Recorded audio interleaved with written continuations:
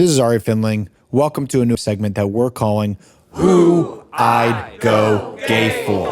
Number one on my list of dudes I'd go gay for, Chris motherfucking Pine. I'm talking about Captain Kirk with his gorgeous, piercing blue eyes and gorgeous, gorgeous hair.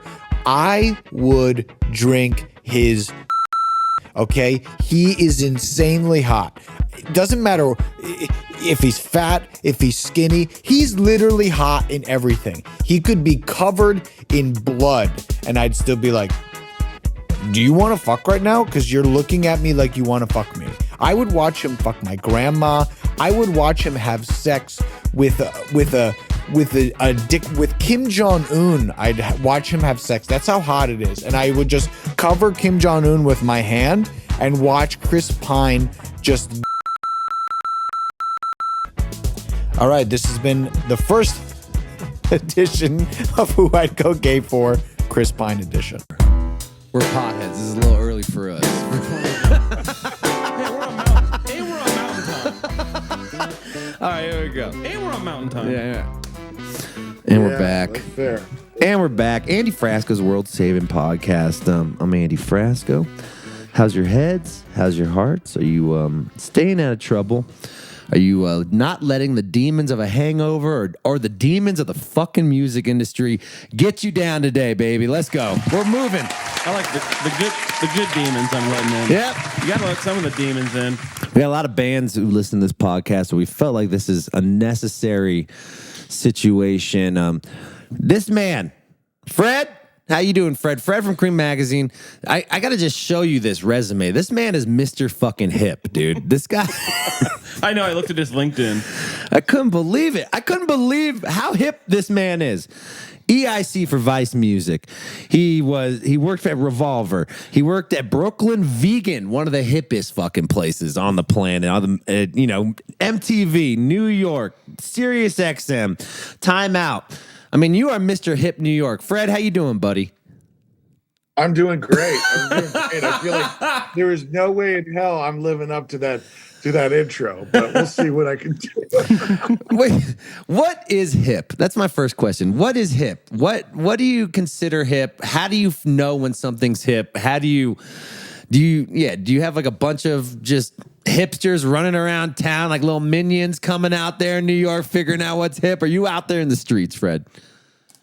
No, I'm definitely out there in the streets. But like, what do I think is hip? It's like, it's things that I think that are cool that I haven't seen 1,000 times already.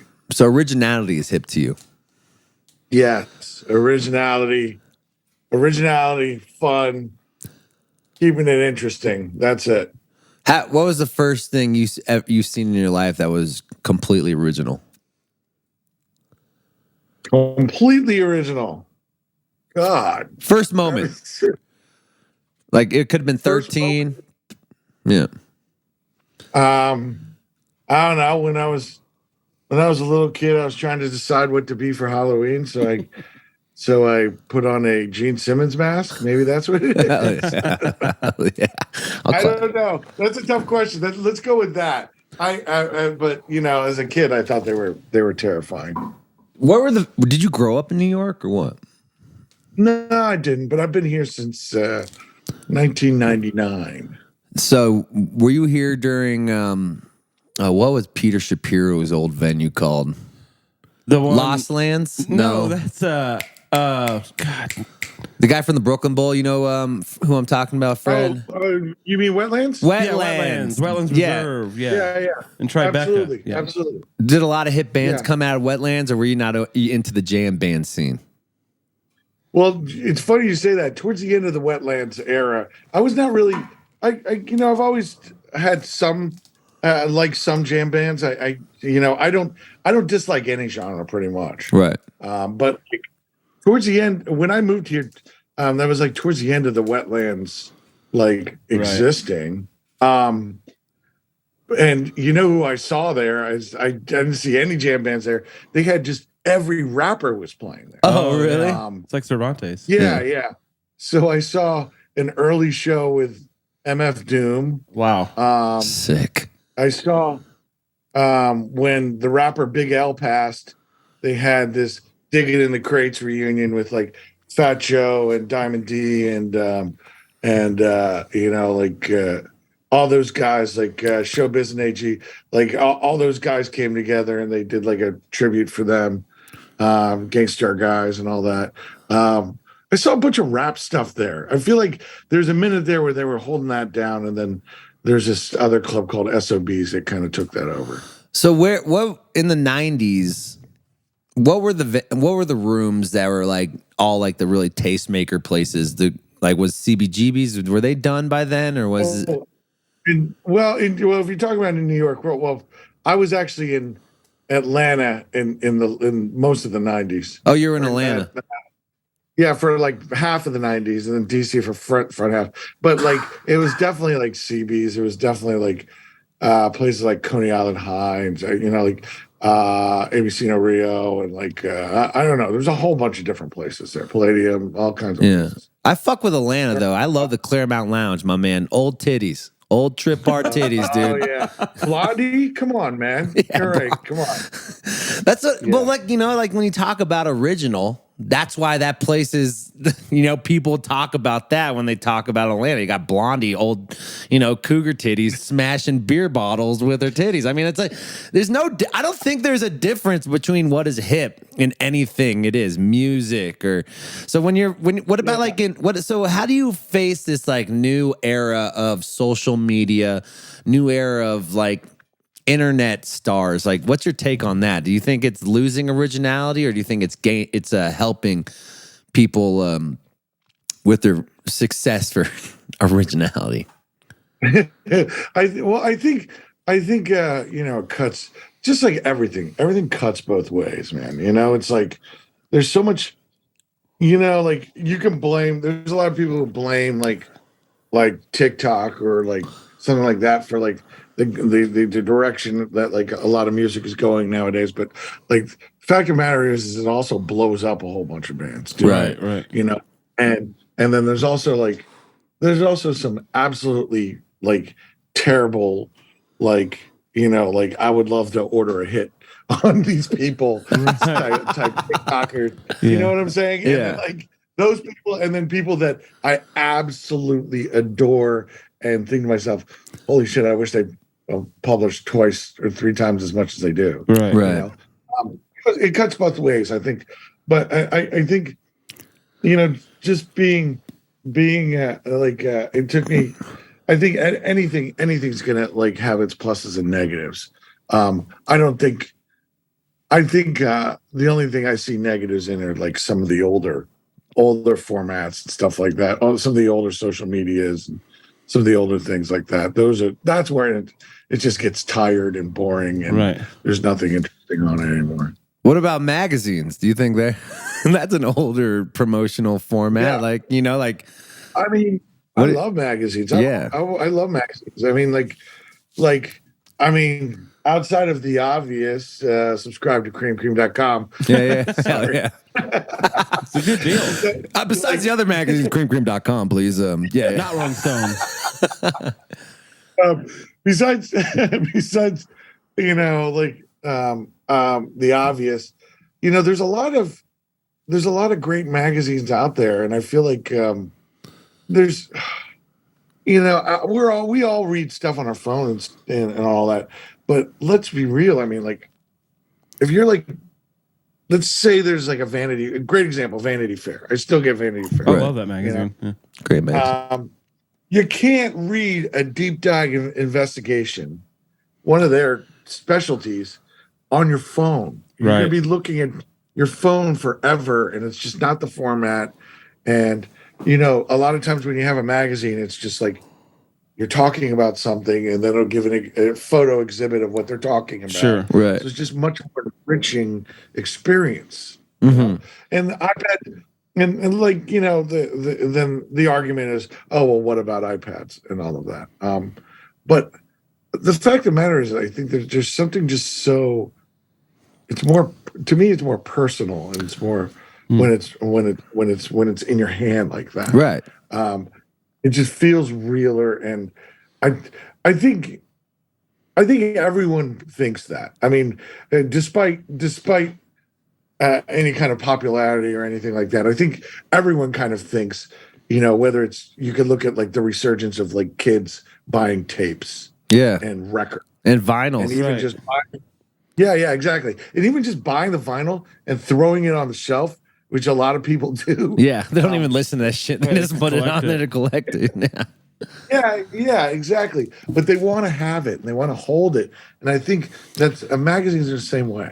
I agree. It's easier to get immersed in something that's tangible, right? So, in general, I think that's like why vinyl is just becoming like collecting art too, almost. Totally. And I think the same thing in magazine. Look at how many people have, like still collect Playboys. Or old Rolling Stones or Premiere magazines. Yeah.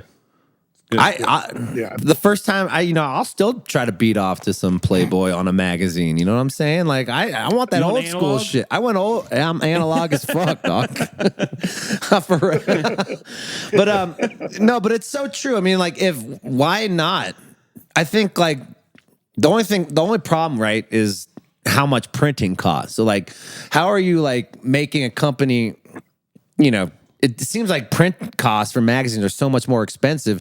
How do you keep a magazine company going when print costs are costing more and more and less people are, grabbing magazines? I think it has to do with people realizing the only people it's the only people who are here are the ones that want to be here. Yeah, You know what I'm saying? totally. And so like the people who pay for the magazines and people who pay for the magazine, they know that we're going to deliver they know that I'm going to go all the way in. I'm going to deliver the best stuff that I can, and I'm going to deliver it in the best format that I can. Yeah, And they know that I'm not. There's no reason to half-ass anything. yeah, And so, like, if you're going to spend the money, then it should be a Cadillac. Yeah. And that's what we try to do. that's fucking awesome. So I got a question. Like we talk about your success of what bands you broke. Have you ever had any hot takes of bands that just didn't make it? That you thought were going to That you thought were gonna make it? Wow. It's a good question. You too. That I thought would make it. Yeah, you too. Yeah. I thought they were going to make more money Yeah, than this this. little band called YouTube. I think they're from Ireland or Scotland or something. Yeah, I don't know. Just didn't take I off. heard something like that. I don't know. Like, there's over the years, there's been a bunch of bands. I'm trying to think of. Like one you like Yeah, put in a magazine, like say this is the fucking band. Yeah. Wave of the future. Yeah. Yeah. Well, I'm trying to. Or what that's about, that's a like- great question. Or what about one that blew up that you thought wasn't going to make it? And you're like, I can't believe these guys are huge. Yeah. Well, it's funny because, I that's an easy one. I figured that'd be easier. Like the band Turnstile. You didn't think they're gonna be big? No. Here's the deal: is I first saw Turnstile like I want to say 2016, Yeah. something like that. They were like an offshoot of this band called Trapped Under Ice, which is like I don't know if you guys know them, but they're one of the most influential hardcore bands. Okay. Yeah. From DC? Yeah. No, they're from Baltimore. Oh, okay. That's right. That's right. Yeah. Yeah. So, I mean, I thought they were great. I thought that the records were cool, but I never thought that they were going to. When I first heard them, I was like, oh, man, somebody really likes 311. You know? But I thought, and then I thought they were sick. I saw their live show. They actually opened for like a legendary hardcore band called Chain of Strength, and I thought they absolutely decimated. But I always thought they were great, and I always thought they would do big things, but I never thought that they'd be playing Madison Square Garden multiple nights with Blink-182. You know what I'm saying? Yeah, crazy. Especially because like bands like that just don't blow up like that like they used to. You know what I mean? Right. In general. Right. It's all artists. It's all like solo artists. What about I can think of another example. Actually, is one time I went to go see this indie musician that I liked, and I saw her in this basically this shitty punk DIY space, and her name was Japanese Breakfast. Oh Oh, shit! wow. Holy shit. Yeah, and I was like, oh yeah, she's great, she's awesome, and I related to her because also because I'm half Korean and she's half Korean, and she obviously spins a lot of yarns about growing up part Korean and all that kind of stuff. So I was really into her, and I was like, this is gonna go somewhere, but I don't know how far. And then obviously she wrote the book, and then my mom's asking me about the book, and that all that kind of vibe. It's insane. Yeah, I feel like that'd be a tough situation to like. You're like, I don't know. I'm not a fan of these. You ever work for Paste? Before I talk shit. No, but I'm familiar with Pace. Before I talk shit about Paste? Okay, cool. Pitchfork. No, I'm gonna talk shit about Paste. These people are so fucking mean. Is it part of their like MO to just like is like honesty important? Like this guy's a piece of shit. Like I feel like they're more vendetta about their journalism than a lot of other music reviewers. Do you like that in a music reviewer, or do you like them being raw dog about it, or do you want them to be more sugarcoat about it? You know what? This is my answer to this. Is like I believe I believe that that record reviews should be the exact same thing as you and I sitting at the bar talking shit. I like that. I like Okay. that. Yeah. So you're gonna be like, Fred, what do you think of that record? I could be like, it's a fucking piece of dog shit. Yeah. Or I'll be like, oh my God, it was so great, and like, I impregnated my wife because of it, or whatever. You know what I'm saying? Yeah. Backstreet Boys was that good, actually. The first one, then they fell off before they sold out. Yeah, I hear that. Sometimes like we talk shit on our podcast, so might as well people talk shit about albums. There too. is a line though where it goes from like honest critique to maybe jealousy or some sort of latent other thing. You know what I mean? It go like I can see what you're saying about like some people go too far and they make it more personal than just about the music. Yeah, and I think it's just like anything else, man. There's some, you meet some people at the bar and they just like to hear themselves talk. Right. You know what I'm saying? Right. And then there's some people who are, like someone like my dad is a man of short words who's like, that sucked. I would love to read a whole music magazine where it's 800 2-word reviews. Not good. It was good. The Boomer Dad music review magazine. I'm so fascinated. We never really get a guy who's really deep in the scene. You're balls deep in this shit right now, bud. Fred, this is great. Why don't Canadians brands break as hard as in America as everyone talks about all the Canadian bands like it's so fucking hard to break in America. It's so fucking hard. What's your take on that? Why aren't Canadian bands breaking? That's a great question. There's a lot of great bands from Canada too. I mean, and because they're from fucking Canada, brother. America, baby. Let's go. Maybe because your military. It's because their military is weak. It's all that those cheese curds. You know what's interesting? And the fucking though? poutine. Who fucking eats poutine? You know what's interesting about that? A lot of solo artists from Canada do blow up though. Drake, Bryan Adams, Celine Dion. There's a lot of big like solo artists from Canada. But like hip, I'm talking hip. Like there's I just interviewed the Beaches. Have you heard of the Beaches, Fred? Yeah. Canadian band. I mean they're cool. But I mean there's a bunch of bands like who's some Canadian bands that hit like Fucked Up. Yeah. Like Sum 41. The Guess Who. They have that whole, what is that thing? The Polaris Prize up there. Yeah. Oh right. And they get grants. They get grants for their music. Yeah, and they have grants. Yeah. Like there's that broken social scene thing there, and then there's like I don't know. Communism. We're talking about communism there. We're talking about comedy. But like the good part where they exactly. give you money to make rock records. Yeah. So what's your take on that? Why do you think exactly. Canadian bands don't break? I don't know. I think that's a great idea. I think maybe it's maybe the Canadian sensibility is too chill and That makes sense. Americans are too gonzo and psycho. Maybe they know they I can. don't know. They can still go to the doctor if they don't blow up. So they're like, whatever, I'll be fine. I can still get the surgery. I don't need to sell 3,000 tickets a night to be able to afford my knee surgery. Yeah. I don't need to sell 3,000 tickets a night to get health care. Yeah, exactly. Yeah. So like it's like Europe's kind of like that too. They're not as like in a good way. They're not as driven. You know what I mean? It's like probably the same thing. Yeah, but it feels like a lot of American bands, Canadian bands will go to Europe and they'll fucking blow up. You know, like, do you ever find any bands from Europe? Like, Parcel's a great example. You listen to Parcel?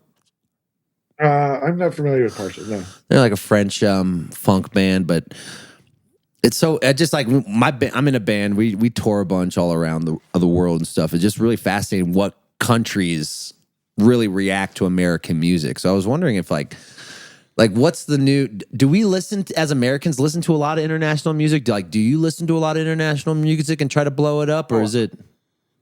Absolutely. I think it's just harder for a band to hit because people, if they're international, because they're just not out on the road as much. Right. Right. But it's easier if you have like a banger track and then you're out on the road and people can see you. Then that's definitely going to line everything up. Yeah.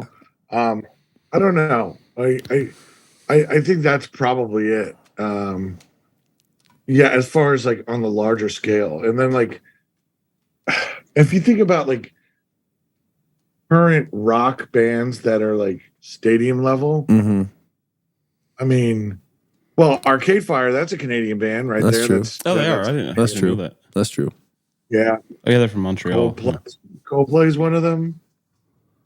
There's not many of them left. Yeah. Honestly. You too. Yeah, like what's you too. Iron Maiden. Iron Maiden. Yeah. Oh, where are they from?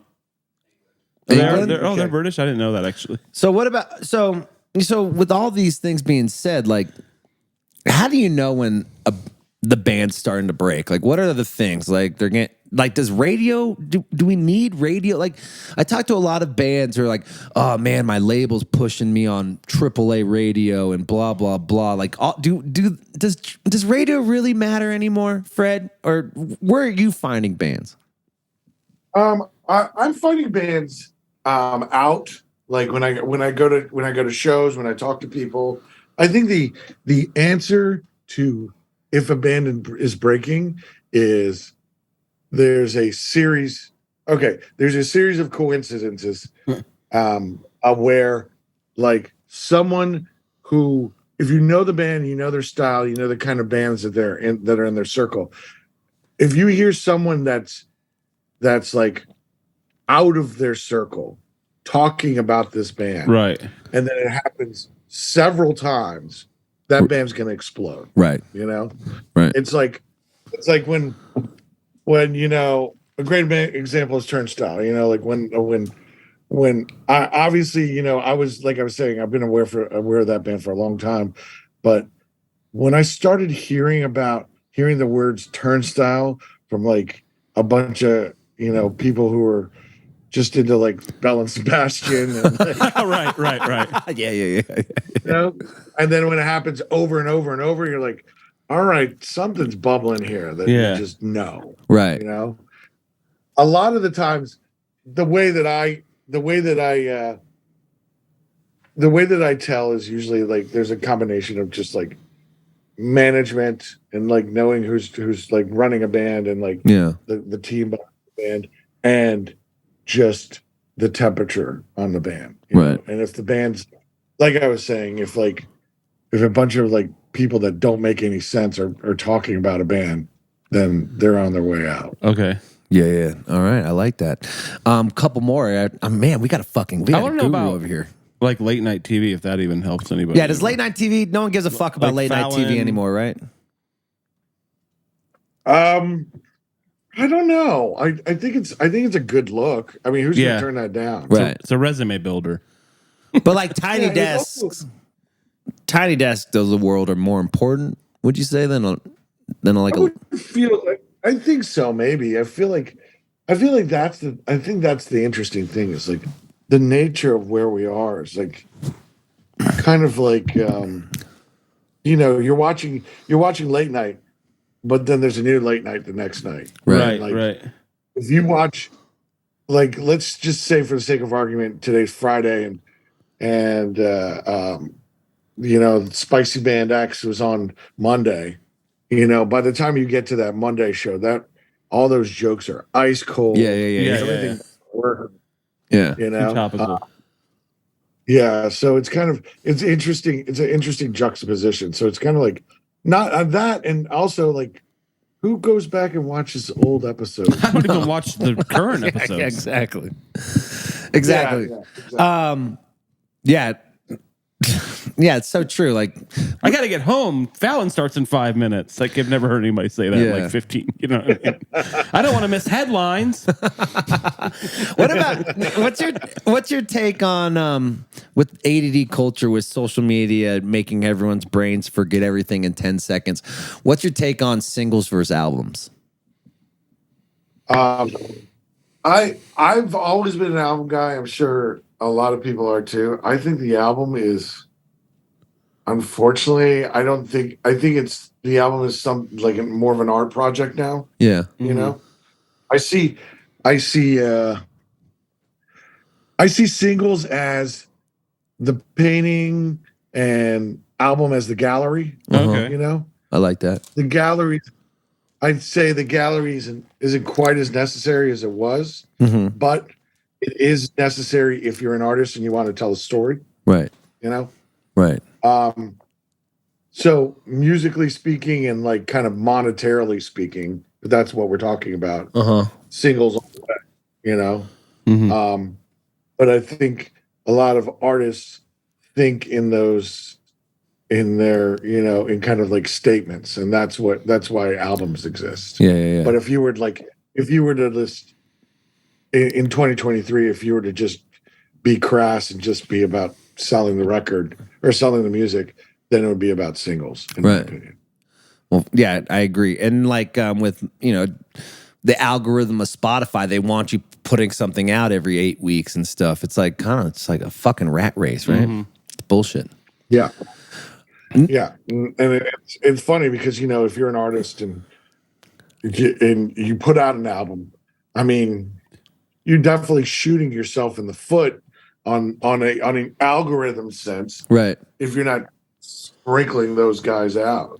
True. So check out Andy's new album, August 11th.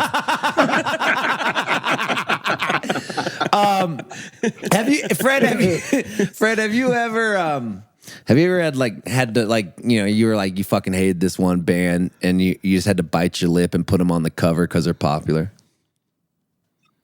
You don't have to answer that. Yeah. He's a nice guy. Definitely 100% there are a lot of bands like that. Yeah. Yeah. It's crazy, right? Well, I wouldn't say that they're popular. It would be because they're popular. It's because I felt like they were. Yeah, it's because they were going in the right direction, or because they're popular. Yeah, okay. Yeah. With that. Yeah. Does it piss you off? Creem, thank God. Not with Creem, but like Older with other things we've had. Yeah. I have a question. So you said Kiss was the first band you ever loved. Who was the first band you ever hated? Who was the first band that you like? I hate this. Why is this popular? You know what? You know what band I hate? Hate The Doors. Me too. Yeah. Ooh. Jim Morrison is I hate Jim Morrison. Yes, I hate Jim Morrison. I think he's a jackass. Yes. I'm not a fan. I'm not a fan of their records. I think their records are like false idol bullshit. Yeah. Yeah. I don't know. Like, you should start a church. I'd join it. I think like to get back to what you're saying, like, to be honest with you, the first band that I liked wasn't Kiss. It was probably Pink Floyd. Oh, hell yeah. That's originality. I mean, you're talking about being original. That band was one of one. It's funny because my dad was kind of like my dad was a rocker, Uh-huh. right? And so when I was growing up, my dad would listen to a lot of like Deep Purple, Pink Floyd, Yes, Sabbath, Aerosmith, Nazareth, all that kind of Rainbow, all that heavier stuff, like before it was called heavy metal, all that kind of stuff. And I told this story once before about like one of my earliest memories is I remember I was like a little kid. I was with my dad. It was Sunday, and we always did laundry on Sundays, right? And so it was like Sunday morning, and there's like this giant pile of laundry. And I was, quote unquote, helping my dad with laundry as like a 2 or 3 year old or whatever the hell, however young I was. You know how it is, right? Right. Sitting with him, and I asked my dad to put on the kids song, right? And the kids song I called it the kids song because it was Another Brick in the Wall Part 2. Oh, yeah. There's that section where the kids are like, we don't need no education. That, I called that the kids song. Yeah. Right? Makes sense. And I remember I have this very distinct memory of like I'm sitting there with my dad, and he's folding laundry, and I start singing, "We Don't Need No Education," right? And my mom comes running down the stairs. No, she's like, "What are you teaching my kid?" And now you're the editor of a rock magazine. Let's go.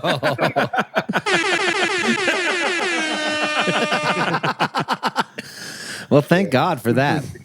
But yeah, Fred, this has been great. I know you got to go. You got to find bands. You got to get out in those streets and fucking go out there. Find Andy's band. Yeah, find my band, please, Fred. They're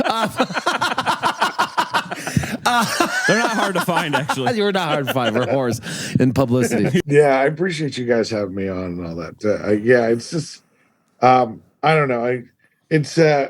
We're really stoked that Creem has any kind of interest at all, and like that people give a shit. Period. I mean, yeah, you're OGs, bro. Humbling. You're OGs. I know, but it's still humbling. It's a lot of times you'll write these things and you'll put them out, and it feels like you're in a vacuum. Yeah, totally. And the only feedback that you get is it is usually from random people. Yeah. And you don't know if they have an agenda or not. Right. You know what I'm saying? Right.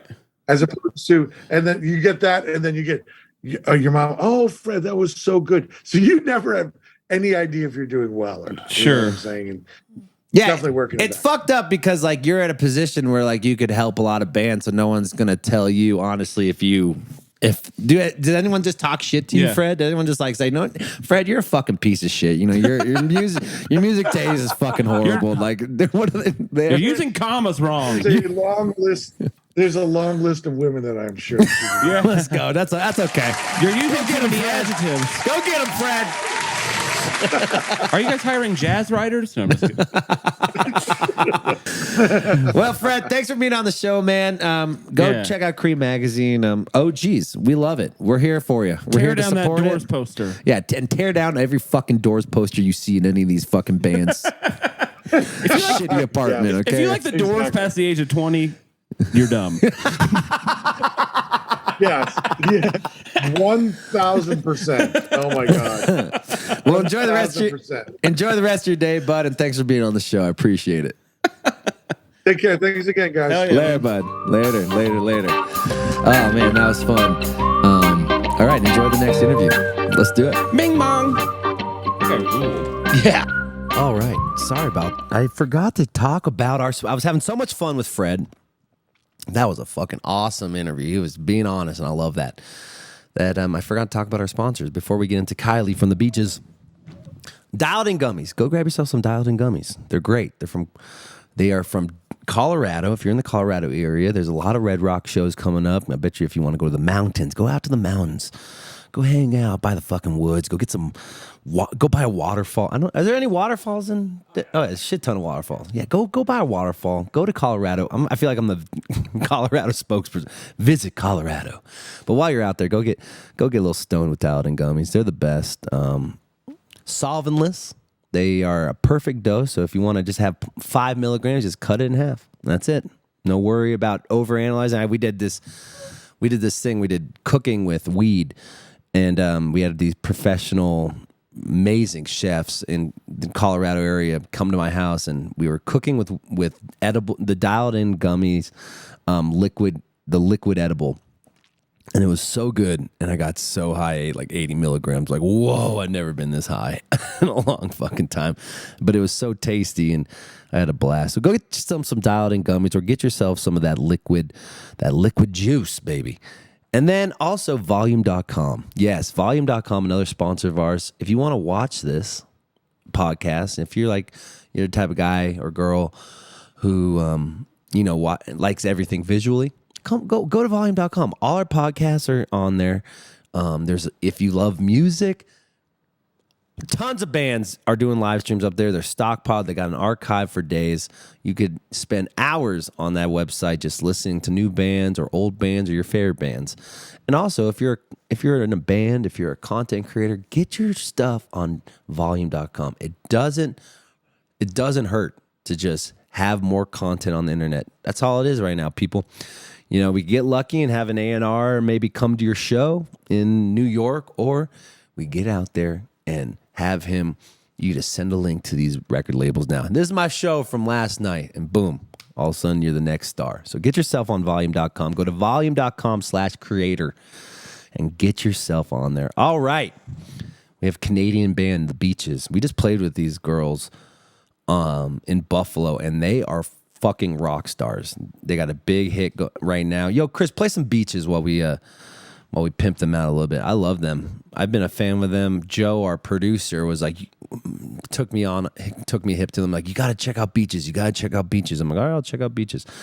And I listened. I'm like, damn, this is dope. So we got an interview with them. Kylie was awesome. She was really sweet. I mean, crazy life. I mean, they're pop stars in Canada. They've been in the music scene since like 13. Pop stars, working for like Disney bands, and had their own big band in Canada, huge following. And they're like, I just want to do rock and roll now. So now they're in the Beaches, and it's killer. So I think you're going to love this interview. It took a second for us to get to know each other, but by the end, I think we finally got into some deep conversation. I think you're going to love it. All right, guys, enjoy the Beaches. Hey, Kylie, how you doing? Hi, Andy. I'm good. How are you doing today? Are you in Toronto? Where are you at? I'm in Toronto. I'm at my apartment. I've just been having a budget meeting with my manager and my tour manager. They're still here. What's a budget meeting like What's a budget meeting like for Beaches? Just a lot of numbers, and then a lot of me not knowing what anything means, and just kind of smiling and nodding and looking at Airbnbs online, to be honest with you. You guys about to go on tour? Yeah, we're doing a US run. Starts in a couple weeks. So we're just trying to plan some routing and, book some hotels, all that, We're really excited though. Yeah. How is it, I heard you grew up in a musical family. How is it like learning the music business versus just being an artist? What's the different parallel in your brain to try to figure that out?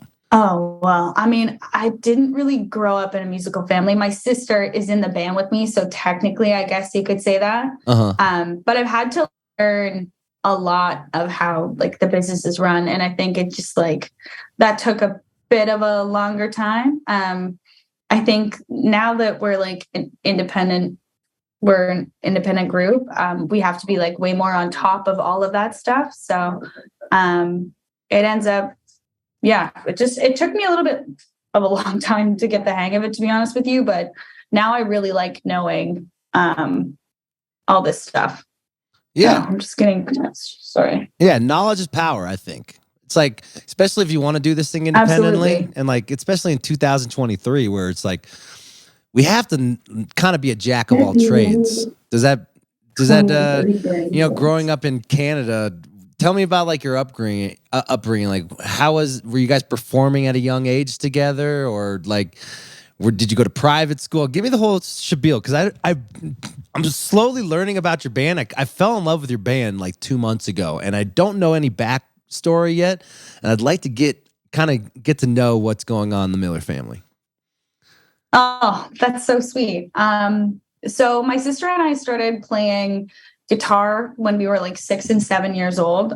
She learned a year ahead of me because she's a year older than me.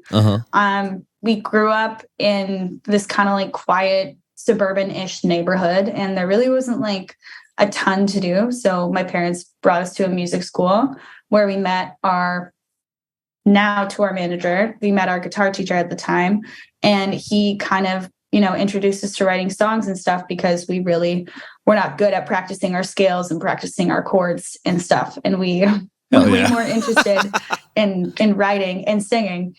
And so we got into it really quite early, and we decided to form a band at like the age of 10. What were you from called? there, we were kind of asking around, like, we were called Done with Dolls because we were kind of like in that preteen era. So we were like done with dolls, but like, I guess ready for rock. I don't really know. It was kind of a stupid name. And then we ended up asking one of our friends, Eliza, if she wanted to be our drummer. And she just so happened to have like a drum kit in her grandma's basement, like down the street from our school. And we ended up jamming one day. And that's honestly how like the Beaches technically formed, because it is still Jordan, Eliza, and I in the band. So we've been doing this since we were like kids, basically. We actually had like a career at like in the Canadian Disney Channel scene for a long time. Really? Like we almost had a TV show. Yeah, it was crazy. Our songs like charted. We were like At 10? we were 12? big. Well, at like 13, 14. But that's kind of when the career started and like took off from there. So What's the difference? I'm a seasoned musician now. I Sorry, love it. what? What's the difference between being famous in Canada versus being famous in America? Oh, there's a huge difference. I mean, like, we have this thing in Canada, which is called CanCon, Canadian Content. And basically the government regulates that 50% of all artists played on the radio have to be Canadian. Yeah. So you're basically given kind of like this extra little helping hand. And it ends up, it's great for a lot of artists, but because of that, like a lot of our artists that are famous just do not transfer to the States. Like guaranteed our biggest bands in Canada, you would have never would have heard of them. No, probably not. Who? Like who? No. So, do you know who the Arkells are? No. See, they're like the most famous band here. They play at like all the arenas, and they do have a following in the States too. And they're like super lovely guys. But I think it's just like a little bit harder for Canadians to make it over and break into the US for that reason. And the US is also such a competitive market. Like there's so many more people. And so there's so many more people in bands, if that makes sense. Are you competitive? We're very competitive. That's it.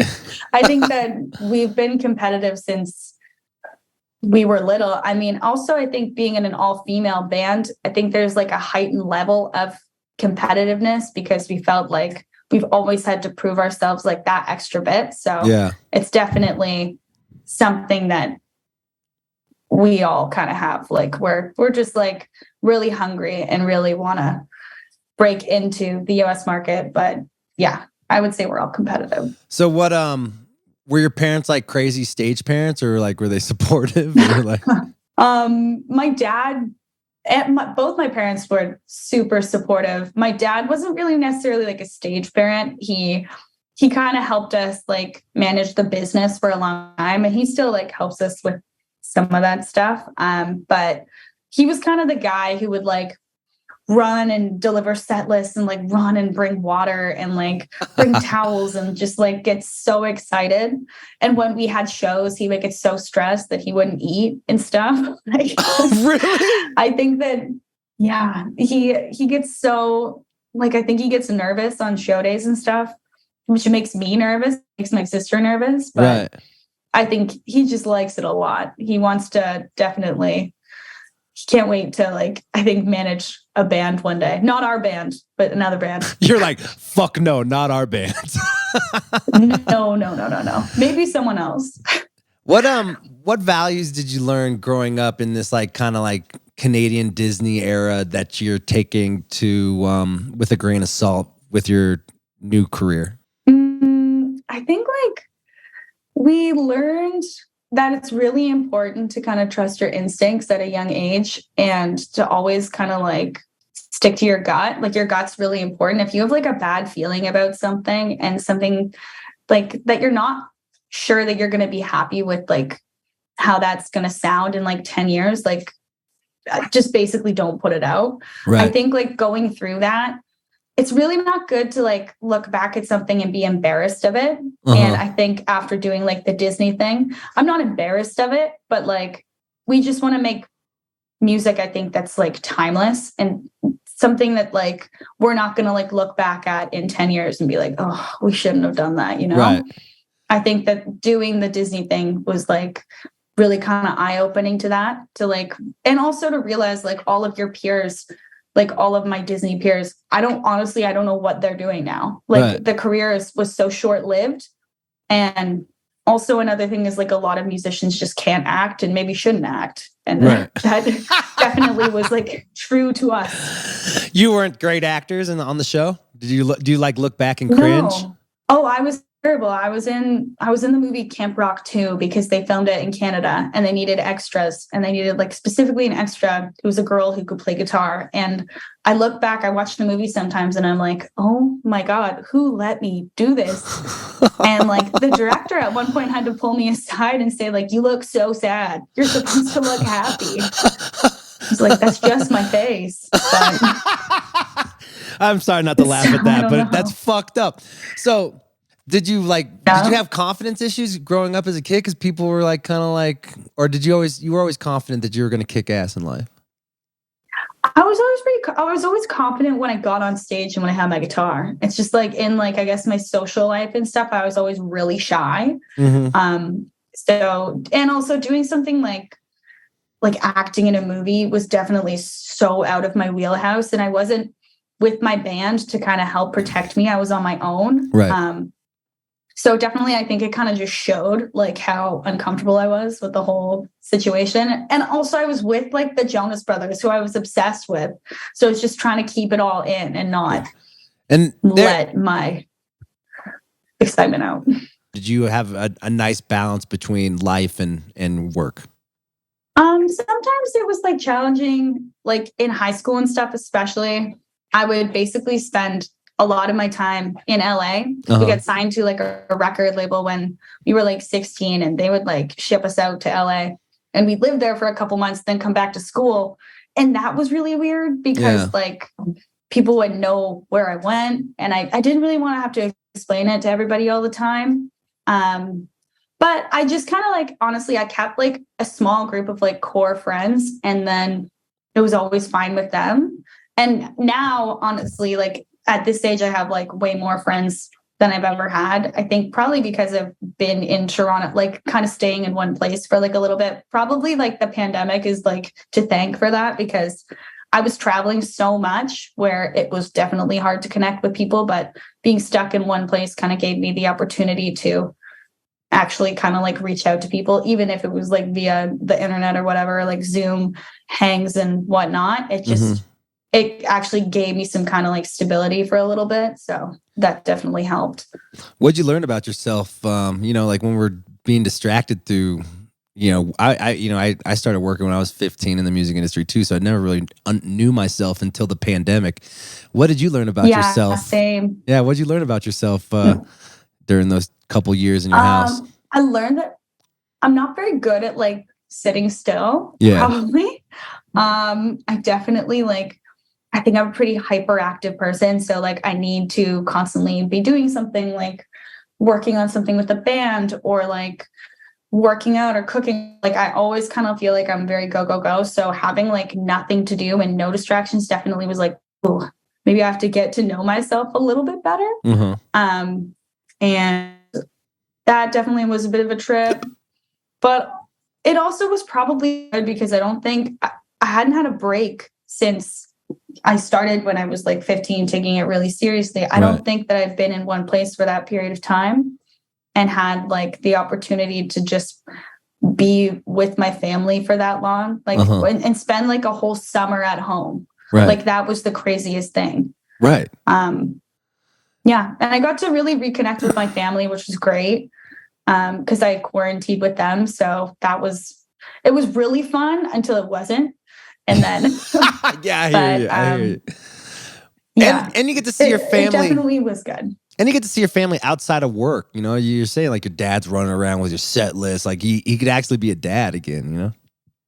Yeah, exactly. It was kind of like the first time that like I wasn't like, it's like the band was obviously still in the background, but it was like the time that like I think our own personalities and things that we needed to like work on our own, actually we had time to like take care of those things.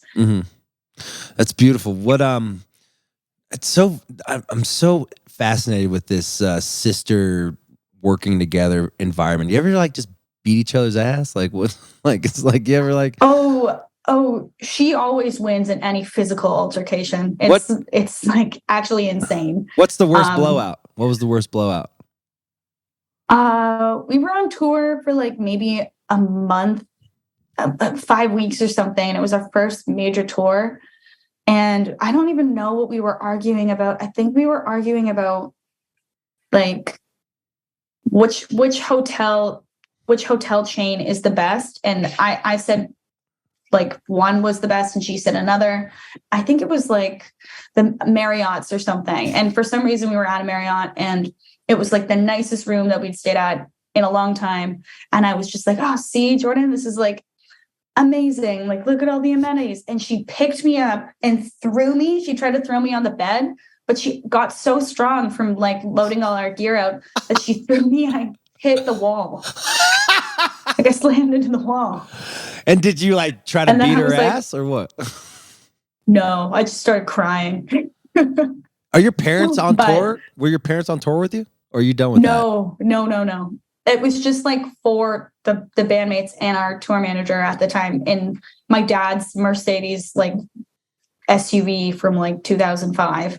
So it really was pretty limited. And I think it was just like one of those things where because we'd been on the road for so long, we were all so tired and like spending in such close quarters that that's the one time I was like, but I will never try and fight her again after that. I know how strong she is now. I learned my lesson. Well, let's clap for that. We all learn from growing pains. Yeah, seriously. What about like? But no, it's honestly really great working with my sister. I love it. Like she's my best friend. And I think that we have really just so much respect for each other. We don't really have like a Gallagher brothers vibe at all. Like it's really fun working with her and it's like a very positive experience all around. I can't really say, I can't imagine doing it without her. And I don't think that she can imagine doing it without me. So it's just a part of like how I know this business, how I know the band, and I wouldn't want it any other way. What about your relationship with Eliza? Eliza and I, well, it's funny because she was Jordan's best friend growing up, and then she became my best friend. So for a while, there was like tension between Jordan and I fighting over who was closer with Eliza. I love it. I love it.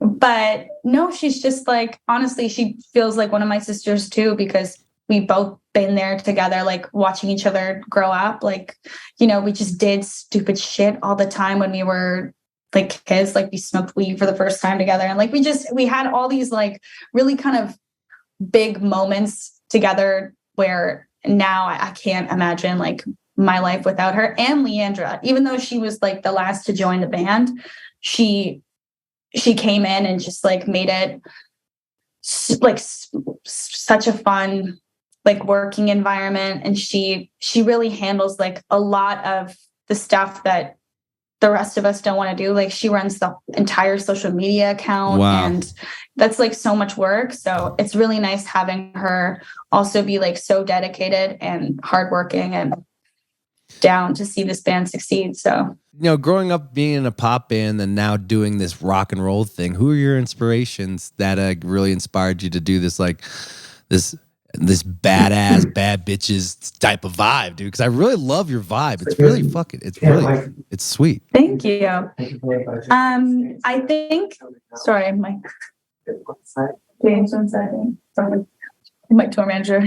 I think like we had like a bunch of influences. Like the thing about the pop band is that we weren't really like super passionate about the music that we were making. So when we changed our name to The Beaches and like kind of revamped our sound and everything, we were like, we want to try and make the music that we've been listening to. And at the time it was like the Strokes and like the Killers and like a lot of like Queens of the Stone Age. Also, you know, I love the Pretenders. I think that there's been like a bunch of different bands like through like the 90s and the 70s that really we were all like really inspired by. I think that's kind of like what we aim to do. And then because like we're all women, people are just like immediately like, oh, the Runaways. But that's not really one, even though I do respect what they did. Right. Yeah, I don't know. I think also the Stones was a big one. I think like we just wanted to like make music that we were listening to and also that our parents like were listening to a lot when we were kids. Right. So there's definitely like some classic rock influences on the first record, at least for sure. And you know why are people so easy to judge a book by its cover? You know, like you talk about like, oh, they're girls, they're in the rock band, they're like the Runaways. Like why are we so easy to judge like without even really getting to know people? Do you do that? I guess sometimes I do. I think it's like easy as people to like put things in boxes. Like if you don't really, if something's kind of like out of the norm or whatever, to like just like find a box and put it in there and keep it as like a reference point. Like we normally get like the Runaways or Haim because those are the two like all female bands that they know. Right. And I guess Haim makes a little bit more sense, but I think especially like music industry people, that's like a big thing to like find boxes and put them in there. Yeah. I think like nowadays, I think that's changing a little bit and like shifting. I don't find that that's happening as much. And there's like a lot of artists who are like helping that, you know, but hopefully including us, maybe making people kind of rethink like what an all female, like the fact that we're all female really shouldn't even have to do with anything exactly. Like, that's about our music or our sound or anything. It doesn't really matter. Yeah, that's why I think it's so fucked up when you first said in the beginning, or like just because you're a woman band, it's harder for you to fucking break through, which is bullshit. It's like stereotyping people just from their sex. Did you have to deal with? Yeah, I mean, honestly, yeah, at first it was like crazy. You know, we'd go and play a show and we'd show up with our gear and stuff, and like bouncers would say that the concert starts at 8 or whatever, doors are at 8, you can come back then, even though we have all of our gear, and we're like, bitch, we're playing. Like, exactly. What the fuck? But like, bitch, we're playing. But now that luckily doesn't happen as much. And I think because there's more women in the rock industry, like the rock scene, especially like, you know, Toronto, and I think like all over the world. I think because we're seeing that more and more. That's not happening as much, but right. At first, like breaking into it when we were like still in high school, definitely we experienced that a lot. Yeah. Did you ever like deal with like, I've had horror stories of like, you know, young girls signing record deals and just being abused, not like sexually, but physically abused, you know, deal with that. Oh God, no, not for us. I mean, like, it just was like, I felt kind of like we were in this period when we got our record deal where we were kind of just like going in circles a little bit. I don't really know if we knew what we wanted to do with our music. And we were also like still growing up. And I think that it was just a bit of like a stagnant period. We were working with different writers every day. But at the end of it, we were like, oh, we actually just like learned how to write songs from like the best of the best. And we just took those skills and honed them in. And then we were able to like write our first record. And that one, you know, got us on the map in Canada, got us our first like #1 single in Canada, helped like make our first headlining tour sell out. So I think without that time there, we wouldn't have gotten to where we are for sure. Was the label pissed that you that you wanted to change your name and change your sound, or did they was totally about it? No, they were kind of just like, they understood that we wanted to do something different, Right. and that what they wanted us to do wasn't, those things weren't aligning. So it actually was like totally fine. It was one of those instances where it actually was totally civil and no problem. We just ended up moving over to our Canadian label, and having them take over the project, who was like still technically affiliated with them. So it was fine. That's great. No horror stories. That's I love some tea. I love some tea. I know. You talk about the importance of mental health and awareness, I feel, in a lot of your stuff. How do you prioritize your own mental health while on the road? That's a good question. I personally try and make sure that like I get some sort of like physical activity, because I need that in order to feel like myself. I find that it's like the best thing for me to help clear my head. So whether that be like going for a walk when you get to the venue, or like working out in the shitty hotel gym, like something like that definitely is a big thing. But everybody else in the band has kind of like a different practice that they do to help with their mental health, Also, like therapy on the road sometimes can be a thing, but it's also a little bit challenging if you're in like a van with 6 people. Like how do you be vulnerable about your sister when you're in a van sitting right next to her? Like, this bitch is doing some crazy shit. I think it's like really kind of try and prioritize like your wellness, like try and eat something healthy-ish once in a while. Try and like I can't like party and drink as much as I used to be able to. Like I think that like cutting back on that while doing like a big tour, that's something that's like helped me feel better. Like at least try and get through the whole thing. That helps. And I think that everybody has their own kind of routine in terms of like staying mentally clear, but for me, it's like exercise, at least a little bit if I can. Yeah, and I hear you on that. I'm in a band. We do 250 shows a year, and I still need to take a step back and say no. It's powerful to say no, right? How hard is it to say no? Yeah. Is it hard to say no? It's hard. It's hard for sure. Yeah. I mean, sometimes, like, there's some things where it's like, oh, the money's too good, or, it's definitely hard to kind of like make a call when it's like, the mental health is going to suffer. But we try to like keep everything, think about every decision that we like are going to make, and try and make the best ones for the band and also for the audiences and the crew. Try and make sure everybody's happy in the band. Yeah. I've listened to a lot of like interviews, and you guys speak a lot about social and political issues, and how do you navigate that using your platform and to speak out in the public eye without trying to offend half your fan base, because a lot of people are I mean, I don't know. I think it's just like if there's something that we feel really passionate about, we feel as a band that we have the responsibility to speak out about it.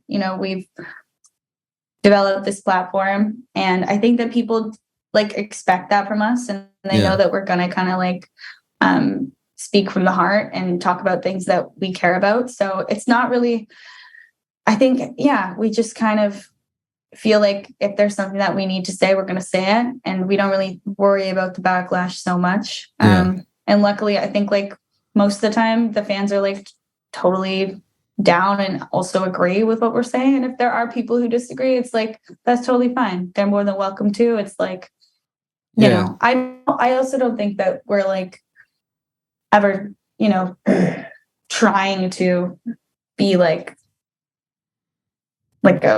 we're not, definitely wouldn't say we're like a political, like a band or anything like that. Like our music is mostly about like getting drunk and like having fun. But like at the same time, I think, if you have a platform, you definitely should use it when you feel like you need to. Right. Because I mean, you were pretty vocal about the LGBTQ representation in the music industry, So what do you think needs to happen to make that a reality? Oh, yeah. Well, I mean, like that's also one of our bandmates is gay. So that's definitely something that's like very important. to us. I think that they're just everybody. There needs to be way more like inclusivity. Is that the right word? Yeah. I don't know. I think that everybody just needs to be featured. Everyone needs to be given a voice, and also be able to like write about those things that they're going through. And it just like creates like better music, in my opinion, when there's more stuff and different kind of like people that you can go and listen to. It just like makes it way more fun and way more interesting for everybody. Right. And isn't that the reason why we're doing art? To express ourselves? We forget that shit. Exactly. Yeah. We forget.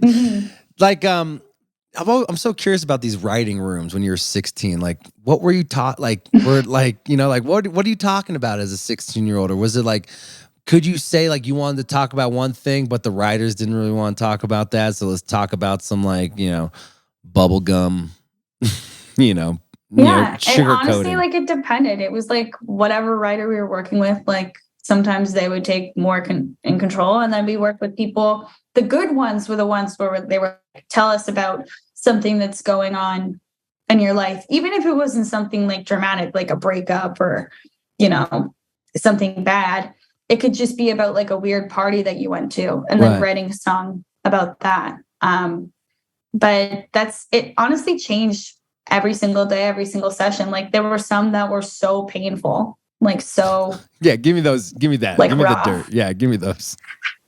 I don't like. There was some that was just like they were trying to make us write about like going to a party and like seeing things that we'd actually never seen. Right. Like there was a lyric, something like something so insane, and also stuff that was just like maybe too sexual and things that really weren't like making sense to what we were actually experiencing at the time.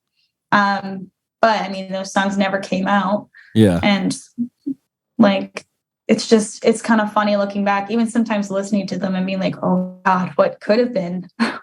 What could have been? Like, think about if you kept doing that and didn't put your foot down and say, I want to play rock and roll. Yeah.